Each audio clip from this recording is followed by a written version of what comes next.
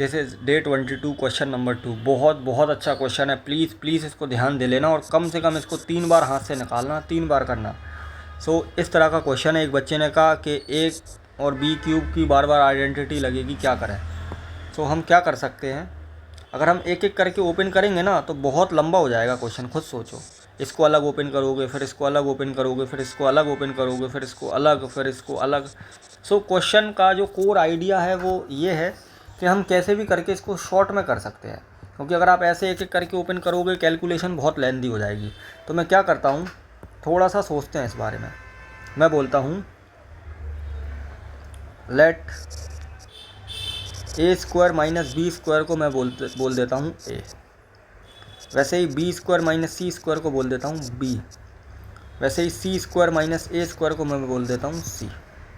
ऐसा करने से जो ऊपर वाली टर्म है वो थोड़ी सी सिंप्लीफाई हुई, that is A cube, then b cube, then c cube. और नीचे भी मैं यही करने वाला हूँ। ए माइनस बी को मैं बोल देता हूँ that is x, b minus c को मैं बोल देता हूँ वाई, और सी माइनस ए को मैं बोल देता हूँ जी। बस सिंपल मैं बोल देता हूँ ताकि क्वेश्चन आसान हो। अभी बताता हूँ पूरा कोर आइडिया क्या है इस क्वेश्चन का। एक्स क्यूब, वाई क्यूब और that is what z cube.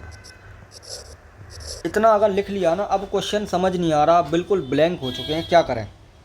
इसमें बस एक ही चीज़ नज़र आ रही है मुझे, ये एक हिंट है ऊपर, इसका यूज़ करो थोड़ा सा। मतलब मैं चाहता हूँ इस क्वेश्चन को आप थोड़ा सा सोचो। ये एक प्रॉपर्टी है, that is A cube plus B cube plus C cube minus 3ab, that is A plus B plus C and bracket open A square B square C square minus A B minus B C minus C है। अगर A plus B plus C zero हो जाए तो ये पूरा term zero हो जाएगा, और अगर पूरा टर्म ये ज़ीरो हो गया तो ये जो माइनस का ए बी सी है उस साइड जाके प्लस का ए बी सी। अच्छा खुद सोचो, सबसे पहले यहाँ पर आते हैं। बहुत अच्छा क्वेश्चन है। पहले तो ये बहुत समझने के लिए ही समझना और समझाना बहुत इंपॉर्टेंट है इसमें।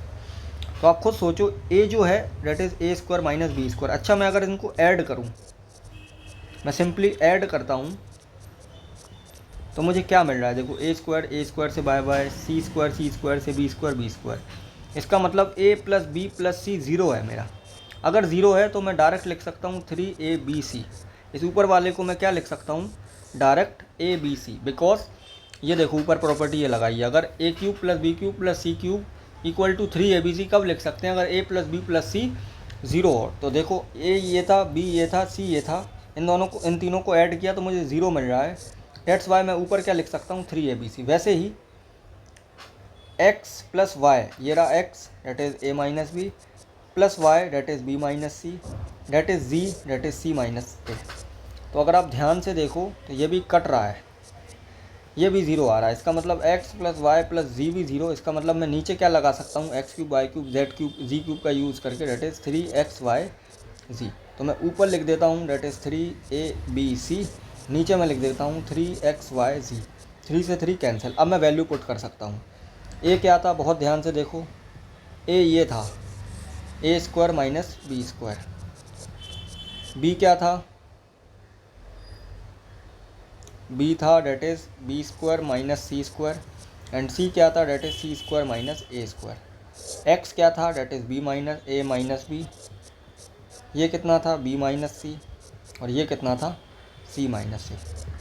इस क्वेश्चन को यहाँ तक पहुँचने में 2 बार सांस ले लो और यहाँ तक कम से कम 2 बार देख लो। अभी ये क्वेश्चन ख़त्म नहीं हुआ। अच्छा अब बहुत सिंपल सी प्रॉपर्टी लगने वाली है, डेट इज़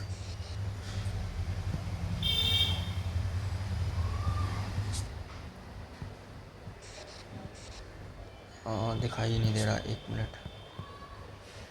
अब ये वाली प्रॉपर्टी लगने वाली है, A square minus B square equal to